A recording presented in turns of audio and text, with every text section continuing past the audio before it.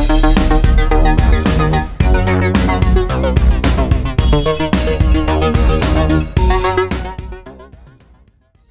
and welcome back to another week in new genre books. My name is Amelia and from Locus magazine I'm about to tell you the top new science fiction, fantasy, and horror books being published the week of February 13th, 2024. First up, science fiction, we have 3 new books coming out this week to tell you about. From Malka Older, we have The Imposition of Unnecessary Obstacles. Great title, out from Tor.com and hardcover and ebook. This is a science fiction novel, book 2 in the investigations of Massa and Piety. Massa returns to Valdkel to investigate after 17 students and staff at the university go missing, yet no one has noticed.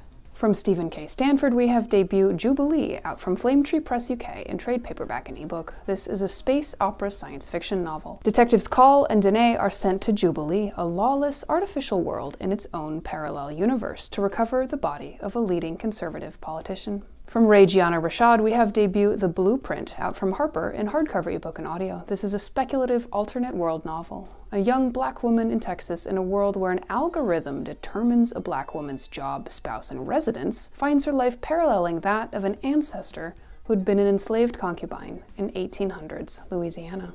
Next up, horror, we have 3 titles. From T. Kingfisher, we have What Feasts at Night, out from Nightfire in hardcover, ebook, and audio. This is a horror novel second in the Sworn Soldier series, begun in What Moves the Dead. After their terrifying ordeal at the Usher Manor, Alex Easton feels as if they just survived another war and head to their family hunting lodge. When Easton arrives, they find the caretaker dead, the lodge in disarray, and the grounds troubled by a strange, uncanny silence.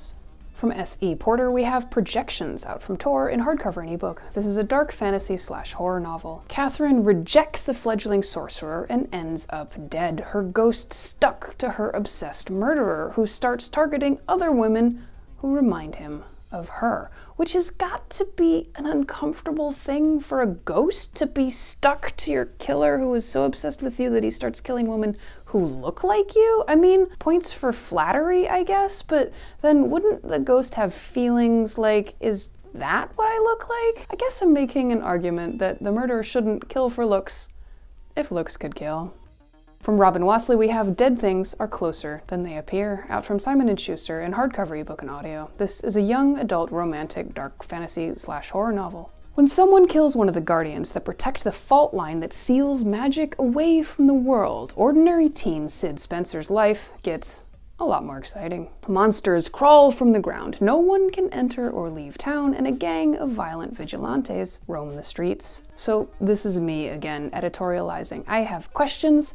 Are the monsters nice? Will they pay taxes? I mean, if we made them, nobody just does stuff like that. And the vigilantes, are they locals looking to protect their interests or more like an occupying force? I guess I'm assuming all these things are problems, but they sound more like fun than a part-time job and college applications or whatever our teenage hero might have been up to before the story started. Next up, fantasy, we have 11 titles. First up, from the much acclaimed storyteller Kelly Link, we have much anticipated first novel, The Book of Love, out from Random House in hardcover, ebook, and audio. This is a fantasy novel. Late one night, Laura, Daniel, and Mo find themselves beneath the fluorescent lights of a high school classroom, almost a year after disappearing from their hometown, the small seaside community of Loveson, Massachusetts, having long been presumed dead, which in fact they are. From A.G. Slatter, we have The Briar Book of the Dead, out from Titan Books UK in trade paperback and ebook. This is a gothic fantasy novel set in the same universe as All the Murmuring Bones and The Path of Thorns. Ellie Briar is the first non-witch to be born into the Briar family of witches, who are spared from burning because they protect the town from the much-feared Leech Lords. From Lilith St. Crow, we have A Flame in the North, out from Orbit US in trade paperback, ebook, and audio. This is a Norse-inspired fantasy novel, first in the Black Land's Bane series. Elemental witch Solveig's brother accidentally kills a Northern Lord's son, and she is sent north as Weregild with a shield maiden for protection as they travel the mythic Black Land. Weregild, of course, is a form of currency for paying a war debt, and as the extraordinary David Graeber told us, the true origin of money is not in barter after all, but in settling conflict. Like, how much exactly will it cost to avoid another war? From S.T. Gibson, we have An Education in Malice, out from Red Hook in hardcover ebook and audio. This is a fantasy romance novel of dark academia at St. Perpetua's College, an old, isolated campus in the hills of Massachusetts, where Laura Sheridan must deal with rivalries, ambitions, politics, bloodthirsty teachers, and magic. From Katherine Arden, we have The Warm Hands of Ghosts, out from Del Rey in hardcover ebook and audio. This is a historical fantasy novel. During World War I, Laura Ivan, a retired field nurse, hears word that her brother has been killed in combat, but something doesn't make sense. She returns to Belgium as a volunteer at a private hospital where she hears whispers about haunted trenches and a strange hotelier whose wine gives soldiers the gift of oblivion. From Gareth Brown, we have The Book of Doors, out from Morrow in hardcover ebook and audio. This is a contemporary fantasy/adventure. Cassie Anders has an ordinary life working in a New York City bookshop until her favorite customer dies right in front of her. The last book he was reading is The Book of Doors, and now the people who want it are hunting her. From Yangsze Choo, we have The Foxwife, out from Holt in hardcover ebook and audio. This is a fantasy mystery novel based on Japanese lore involving fox spirits. In 1908 Manchuria, a fox spirit assumes human form to search for her child's killer.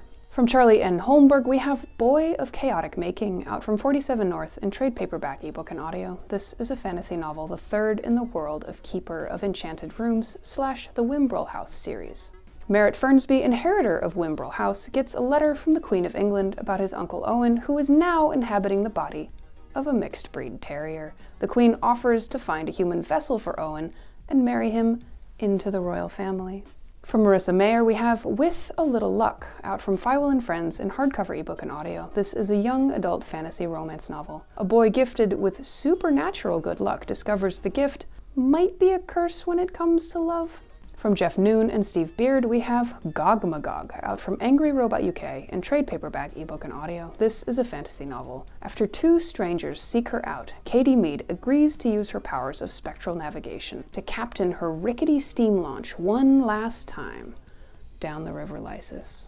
From Eilish Quinn, we have Medea, out from Atria in hardcover ebook and audio. This is a mythical fantasy novel of ancient Greece, a reimagining of the story of Medea, Circe's niece, from her perspective and through a feminist lens, a first novel.